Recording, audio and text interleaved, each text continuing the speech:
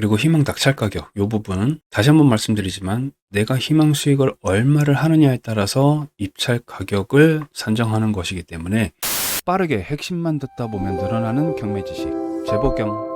오늘 영상에서는 제가 경매 사건을 준비할 때 사용하는 양식을 하나 공유해 드리려고 합니다. 그동안 많은 분들이 요청을 해주시기도 해서 도움이 좀 되셨으면 하는 마음이고요. 주거용 부동산, 비주거용 부동산을 따로 사용하고 있는데 그 중에서도 오늘은 주거용 부동산 준비할 때 사용하는 양식을 좀 가져왔습니다. 일단 먼저 유의하셔야 될 것은 제가 주관적으로 준비하는 기준이 있으니까 참고해 주셔야 되고요. 이 양식은 낙찰 후에 매매를 해서 수익을 내려는 분들께 적합합니다. 실거주 용도로 조사를 희망하시는 분들은 실제 수익보다는 아파트의 내재 가치가 더 중요하다고 생각하는데 이 부분은 포함되고 있지 않아요. 자, 그러면 사건지 아무거나 하나 골라서 입력을 한번 해볼게요. 자, 먼저 제일 위에 있는 상단은 사실상 이 부분은 선택의 영역입니다. 사건을 조사한 날짜와 경매 사건의 요약을 기입하는 건데요. 이 부분은 뭐 사실 귀찮다고 하면 굳이 안 하셔도 되는데 저는 기왕이면 입력하시는 걸 추천드려요. 입력을 한번 해볼게요. 자, 이 부분 간혹 사건지 보시다 보면 이 일렬 번호 뒤에 물건 번호가 또 따로 있는 경우가 있죠. 그럴 때는 입력을 해주시면 좋고요. 없다면 그냥 공란으로 두시면 됩니다. 자, 주소 같은 경우는 저는 그냥 복사해오는 편이에요. 전용 면적. 대부분의 경매 사건지들이 비슷할 겁니다. 보통 이 건물 면적이라고 하는 것이 아파트의 전용 면적 부분에 해당돼요. 그래서 이 부분을 복사해서 갖고 오시면 됩니다. 자, 그 다음 공급 면적인데 이 공급 면적은 일반적으로 사건제는 잘 나오지 않을 건데 이걸 굳이 제가 적어 놓는 이유는 밑에 하단에서 또 따로 설명드리겠지만 매물 시세를 조사할 때는 이 공급 면적으로 파악되는 경우가 많으니까 꼭 알고 계시면 좋습니다. 사건제에서 보통 보는 방법, 보통 이 감정평가서라고 하는 부분이 있죠. 감정평가서를 좀 눌러보시면 간혹 감정평가사에 따라 차이는 있지만 여기 표기되는 경우도 있어요. 네, 여기 있네요. 전용 면적 그리고 주거 공용 면적 이 두 가지를 합친 것이 이겁니다. 그래서 이 부분을 입력해 주시면 될 것 같아요. 자, 아파트 같은 경우도 대지 면적은 있으니까 이 부분 있죠. 이 부분 복사해서 입력해 볼게요.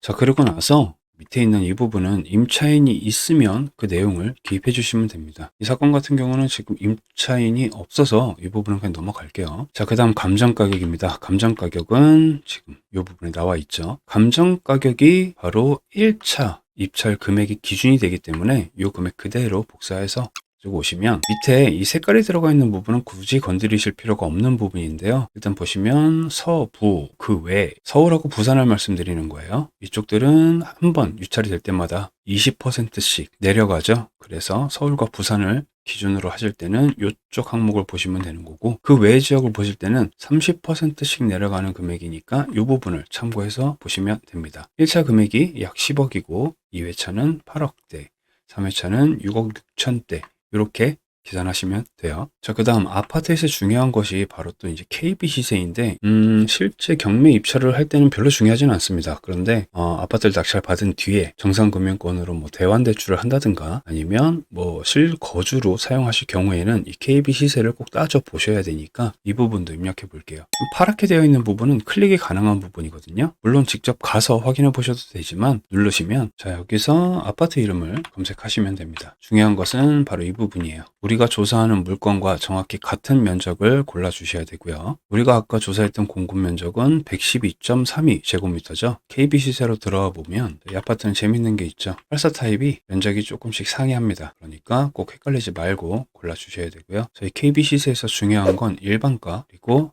하위가. 보통 상위 평균가는 무시하셔도 됩니다. 하위 평균가는 보통 저층 그리고 최고층 정도만 적용해 주시면 되고 나머지 층들은 이 일반가를 대입해 주시면 됩니다. 그럼 입력해 볼게요.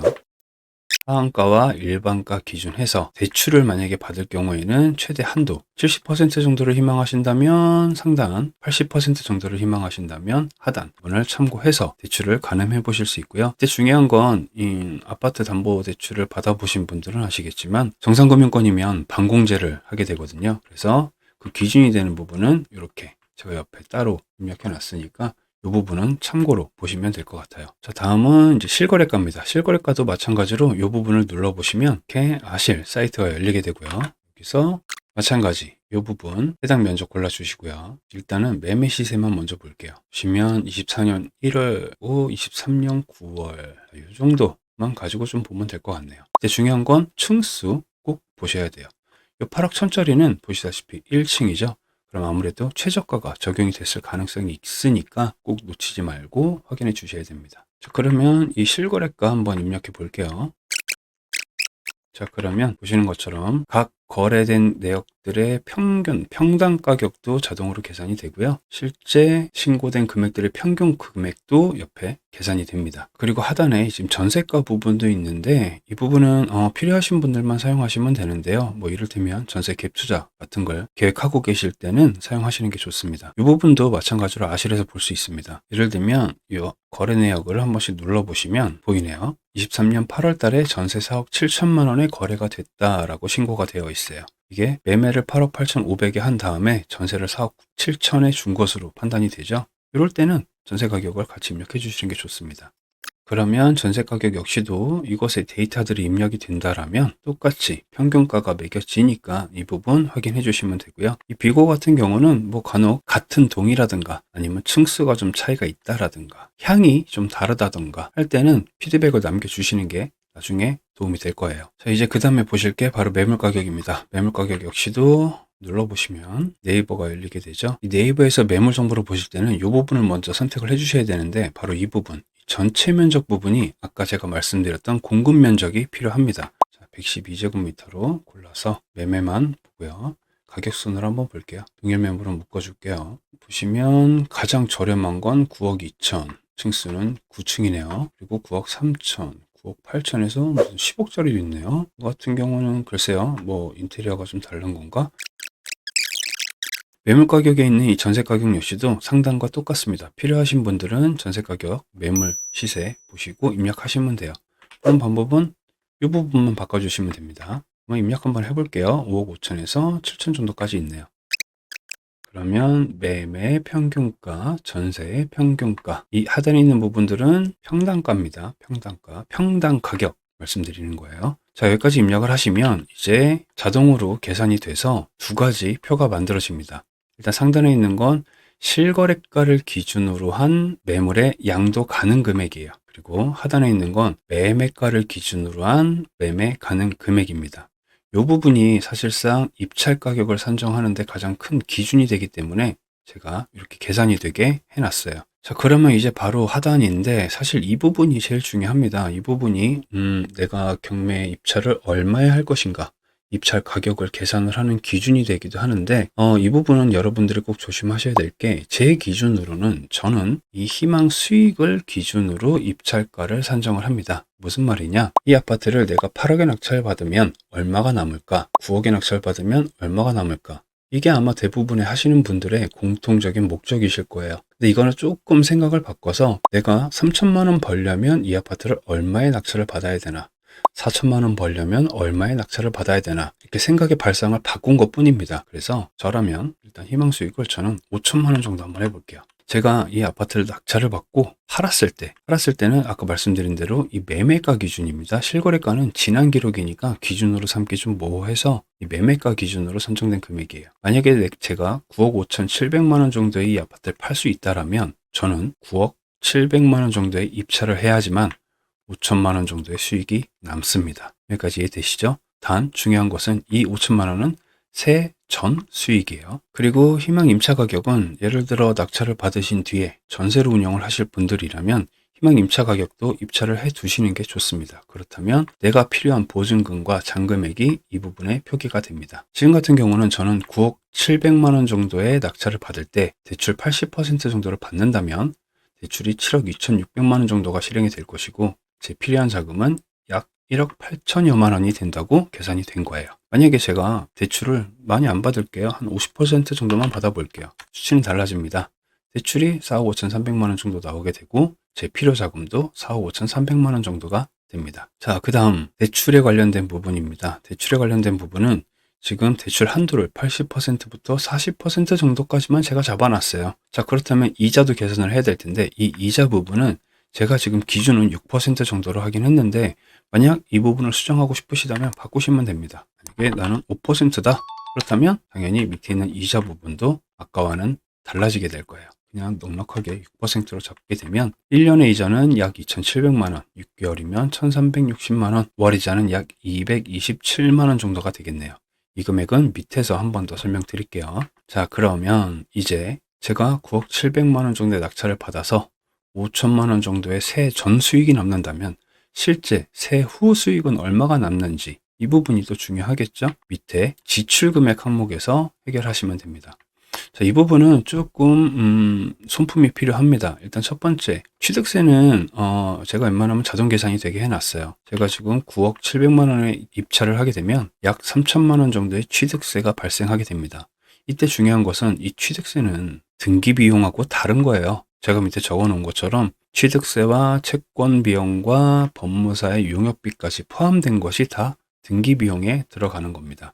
취득세는 오로지 세금만 말씀드린 거예요. 만약 나는 이 등기 비용을 전부를 알아보고 싶다 하실 때는 간략하게 이 파란 링크를 눌러보시면 등기 비용을 계산할 수 있는 사이트로 제가 연결이 되게 해놨으니까 이쪽에 내용 입력하셔서 등기 비용 산출하시면 될 겁니다. 자, 만약에 이 등기 비용을 입력을 하셨다면 유의하셔야 될 것은 이 취득세 부분은 꼭 빼주셔야 돼요. 등기 비용에 취득세 비용이 들어가 있기 때문에 이 부분은 꼭 빼주셔야 된다는 점 유의하시고요. 자, 다음은 양도세인데 이 양도세 부분은 사실상 좀 디테일한 계산이 필요한 부분이어서요. 정확한 계산을 원하시면 눌렀을 때 이렇게 양도세 계산할 수 있는 곳으로 연결이 되니까 이 부분 직접 입력해서 양도세 뽑아 보시면 되고요. 간략하게 나는 그냥 이 집 하나만 간단하게 보고 싶다 하실 때는 간단합니다. 우리 지금 세해 전 희망 수익이 5천만 원이었죠? 그러면 5천만 원을 제가 이렇게 표를 만들어 놨어요. 5천만 원에서 8,800만 원 구간이죠. 여기다가 5천만 원 입력해 볼게요. 간단한 양도세는 1,320만 원 정도가 발생이 됩니다. 이 부분 입력해 주시면 돼요.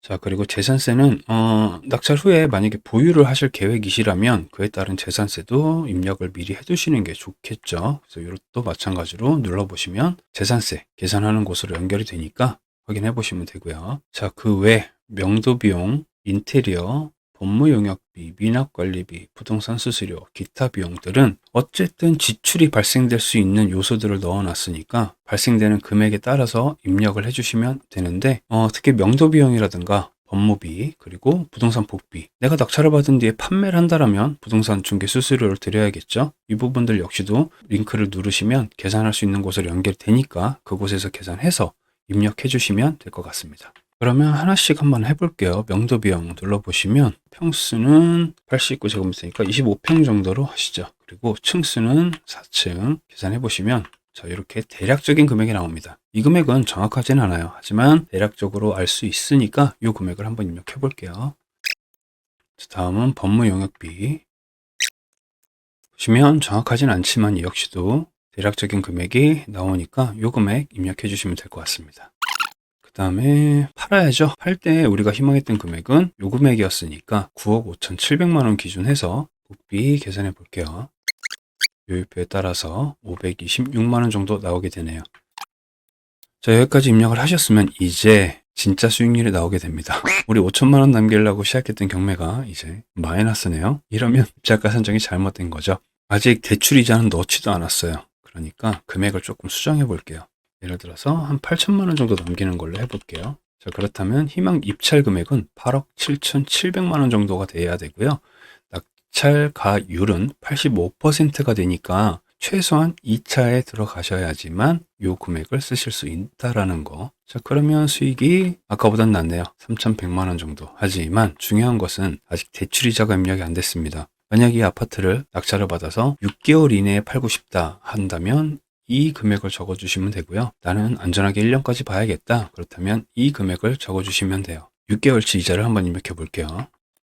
최종 수익은 1,800만 원 정도 발생하게 됩니다. 그리고 수익률은 4%대가 되고요. 사실상 수익률은 처참하네요. 밑에 이제 특이사항 같은 경우는 이때는 다 개인적인 피드백이 들어가면 되는 거니까 예를 들어서 이렇게 입력해 주시면 됩니다. 그리고 제가 빨간 글씨로 적어 놓은 게 있는데 인근에 낙찰 가격이 있다면 꼭 적어서 참고하시는 게 좋을 것 같아요. 자, 일단 최대한 빠르고 간단하게 좀 말씀을 드렸는데 일단은 이 색깔이 들어가 있는 부분들은요 선택을 못 하실 겁니다. 그러니까 하얀색으로 된 부분만 입력하면 된다 라고 생각하시면 돼요. 나머지 부분은 굳이 건드리실 필요가 없습니다. 그리고 희망 낙찰 가격 이 부분 다시 한번 말씀드리지만 내가 희망 수익을 얼마를 하느냐에 따라서 입찰 가격을 산정하는 것이기 때문에 이 부분은 개개인에 따라 의견이 다를 수 있어요. 그러니까 이 부분 참고해서 활용해 주시면 감사하겠습니다. 자, 이 엑셀 시트는 제가 일일이 보내드려야 되다 보니까 기한에 좀 한정을 둬야 될 것 같아요. 그래서 영상 업로드한 날짜 기준해서 2월 말일까지 댓글로 신청해 주시는 분들께는 제가 이메일로 다 발송을 드리도록 하겠습니다. 그리고 만약에 반응이 좋다면 제가 그 외에 사용하는 다세대 주택을 준비할 때 쓰는 시트도 있고요. 그리고 이제 주거용 부동산이 아닌 상업용 부동산 시트도 있기 때문에 때에 따라서 제가 공유를 한번 계획해 보겠습니다. 시청해주셔서 감사합니다. 새해 복 많이 받으세요. 최대한 쉽고 빠르게 제대로 짚어보는 경매, 재보경.